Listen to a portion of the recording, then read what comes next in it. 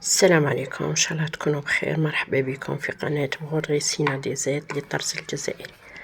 اليوم ان شاء الله غادي نوريكم كيف تخدموا الملصقات ولا لي زابليك، يعني اللي يجوا على القماش.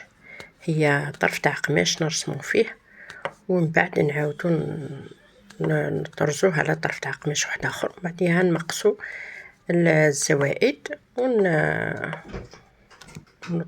كما راكم تشوفوا هنا. هذاك القماش روج بريك درته على قماش في النوار يعني اسود، وهنايا رسمت على هذاك الروج بريك ورشه وورده. دونك شندير نفوت على هذيك الرشمه غير بغرزه الخياطه، ومن بعديها غادي نمقص هذوك الزوائد اللي يعني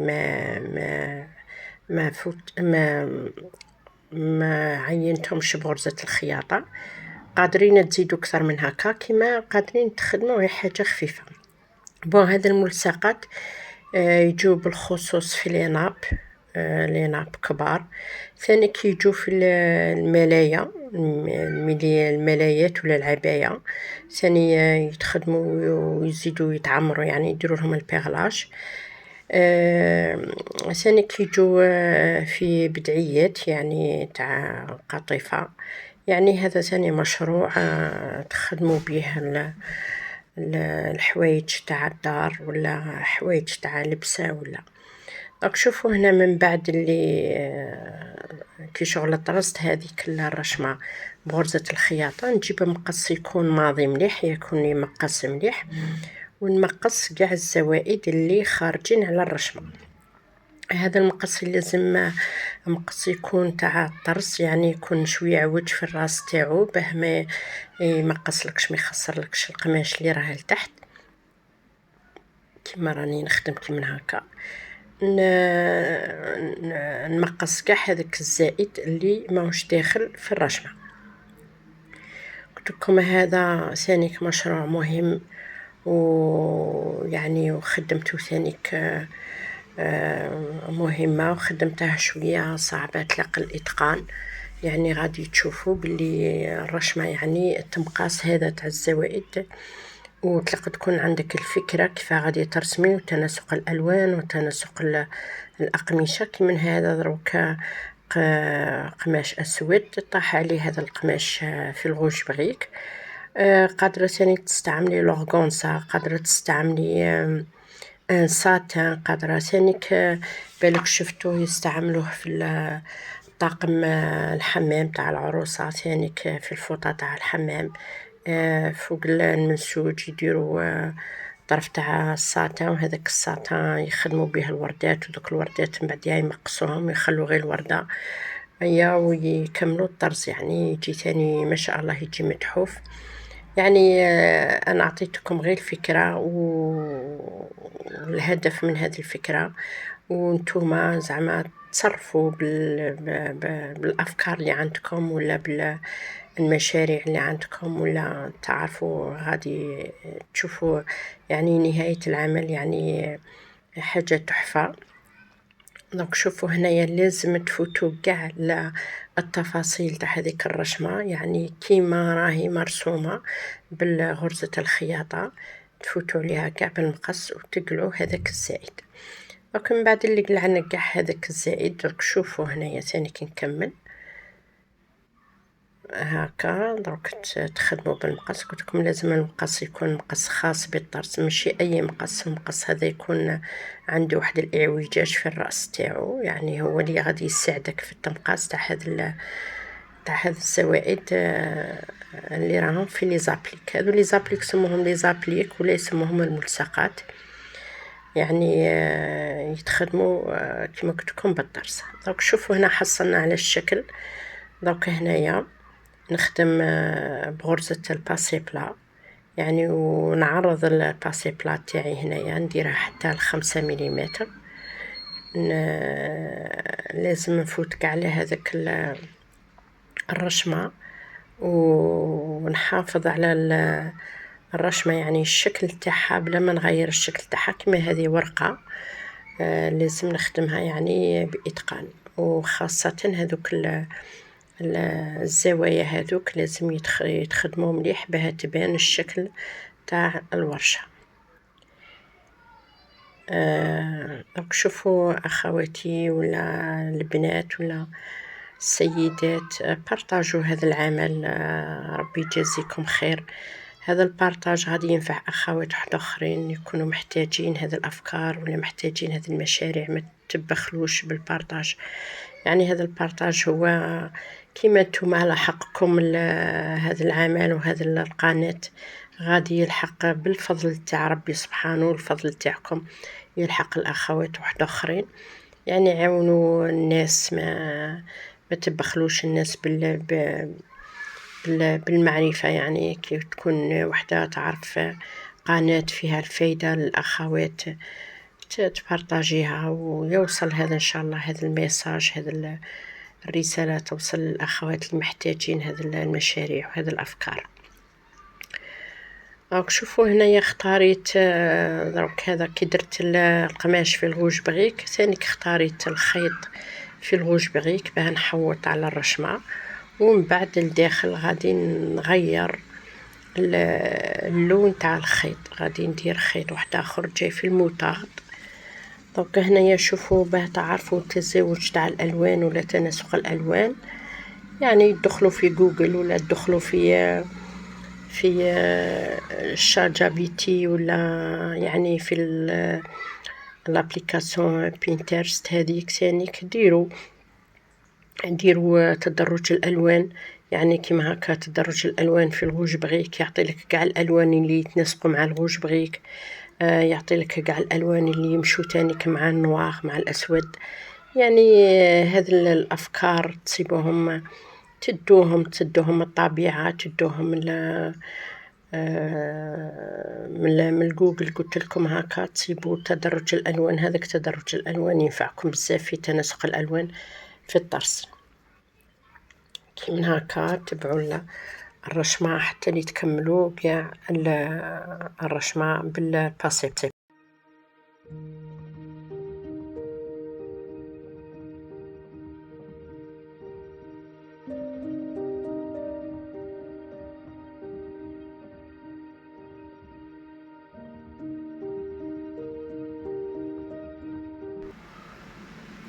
شوفوا الاخوات، ما تفشلوش في التعليم، يعني ما تفشلوش، ما تبقايش تقولي راني ما نعرفش، راني ما تحصلتش على الشيء اللي راني باغيته ولا الهدف تاعي، ولا حتى واحد ما زاد كبير، كاع الناس زادت صغار وكاع الحاجة الصغيرة لازم لها تكبر.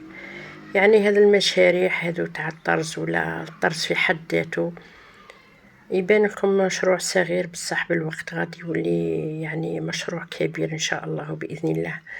يعني الوحده ما تفشلش وتحاول يعني تحاول قد اللي تطيق، قد اللي تتعلم في حوايجها، في حوايج دارها، في دراواتها، في مخايدها، في ليناب تاعها، في سريبيتها، في بدعياتها، في عبايتها تاع العيد. يعني تعلم حتى ويدي لك عام تاع تعلم ولا 6 اشهر تاع تعلم، صدقيني غادي تكون النتيجة، والنتيجة غادي تكون ان شاء الله بربي مرضية. يعني الواحد المهم ما يفشلش ويسعى، يعني ربي مع الانسان اللي يسعى تعلموا.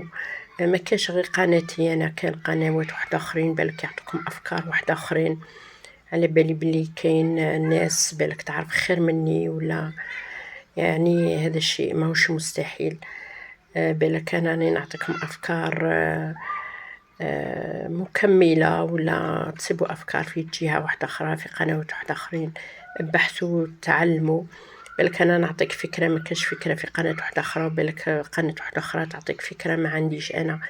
يعني لازم الانسان يسعى باه يتعلم وباه تكون عنده الرغبة في التعلم وكسب المعرفة.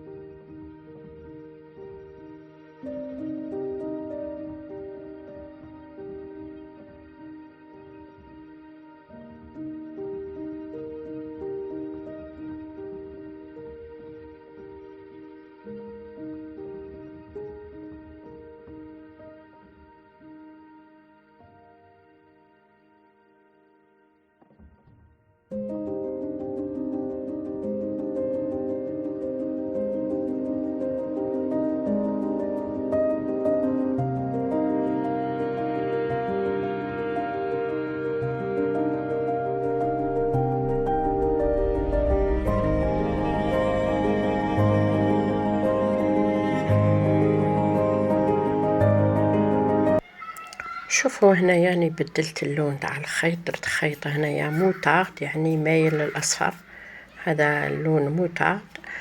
اللون تاعو يعني خردل. هنايا هذا اللون بدلت به يكون يعني كسر للون هذاك الغوج بريك. درت به العروق الداخليه تاع الورشه كيما هكا. تخدموها غير بالباسي بلا رقيق بزاف. الخطوه الاولى خدموا بغرزه الخياطه ومن بعدها عمروا بالباسي بلا يكون اللي رقيق بزاف يعني يكون صغير بزاف. تعمري هنايا ومن بعد تبقى هنايا قضيه اذواق ولا افكار ولا يعني كيفاه تعمري هذو لي زابلي، كيفاه تربطي بيناتهم، ديري عروق، ديري عرف يعني، وتعمري هذيك الوردة ثاني. دوك نعطيكم هنا الفكرة. وكي تكون عندك فكرة واحدة أخرى جربيها في قماش مغاير، يعني ما يكونش قماش اللي غادي تخدمي عليه اللباس ولا لوفراج تاعك، ولا يعني ديري طرف تاع قماش صغير وتعلمي عليه. كي تكون الفكرة توالمك وتعجبك يعني طيقي تطبقيها على اللباس ولا على حاجة اللي غادي تخدميها وتكون يعني رسمية في الخدمة نتاعها. هنا من بعد اللي نعمروا العروق هذوك في الورشة، نخرج بهذاك نفس الباسي بلا، نخرج به باه ندير كي شغل عرف تاع الورقة هذه، ومن بعد نعاود نعمر وندير ورقات صغار كيما هكا. يعني هذه غير فكرة قادرين ديروا ثاني ورشات واحدة اخرين نفس الورشة هذه بلا ما ديروا لابليك، يعني بلا ما ديروا داك الغوج بغيك تطرزيها ثاني في النواغ ثاني تخرج ما شاء الله. يعني انا عطيتكم هنا فكرة، بصح الا كان جاب ربي زعما كانت عندي كوموند تاع ملاية ولا هكا بالك نخدمها بلي زابليك، بالك في ايامات اللي جايين ان شاء الله لحيانا ربي نخدم معكم ملاية بالطرز. بتشدوا الفكرة تاع الفصالة تاع الملاية وفي نفس الوقت تدوا الفكرة تاع الطرز تاعها يعني، وباه تعرفوا يعني الملاية ماهيش حاجة مستحيلة ولا حاجة يعني ما تقدروا لهاش. الملاية يعني اسهل مما يكون في الفصالة تاعتها. اشتهي اللي صعب فيها هو يعني التزيين، يعني تلق تكون عندك افكار تاع تزيين كي من هذو لي زابليك هذو يزينوا الملاية ولا العباءة. ثاني كاين اللي يستعملوا بزاف البيغلاش، بصح انا نختار البيغلاش باسكو شتو بالوقت كي تغسليها ولا حاجه يبدا يتنحى. من الاحسن الطرز مليح، الطرز يعني يبقى ثابت حتى وتغسليها يعني يبقى الطرز هو هنايا ما عمرنا هذيك الورقه، درنا ديك الورشات الصغار. دوك الورده رجعنا ثاني عمرنا لها القلب تاعها بهذاك الموتارد، ومن بعد نعمرو نزيدو هذوك العروفها الصغار ونديروا لها هي ثاني كعرف ونعمروا هذاك العرف. وان شاء الله تكون هذه الفكره عجبتكم وهذا الرشمه عجبتكم، والفيديو المقبل ان شاء الله وتكون افكار جديده ومعرفه جديده وتحياتي لجميع الاخوات اللي راهم يكومونتو، اللي راهم يبارطاجوا. يعطيكم الصحه يا ربي، يبارك لكم في وليداتكم، في رزقكم، في صحيحكم. هذا الشيء راكم تعاونوا به بزاف الناس، تحسبوش يعني شيء هين. هو صدقوني هو عظيم عند ربي سبحانه. يعني انسان كي هكا يبارطاجي معلومه ولا كاش حاجه ولا هكا فيها الفايده، يعني صدقوني فيها اجر كبير. والناس راهي تلقى هذو الفيديوهات يعني تلقى فيهم المتعة، تلقى فيهم التعليم، تلقى فيهم الفرجة الممتعة. يعني حرصوا على البارطاج مهم بزاف. نخليكم تكملوا الفيديو، والفيديو المقبل ان شاء الله لحيانا ربي، وخليتكم في العافية والخير ان شاء الله يا ربي. والسلام.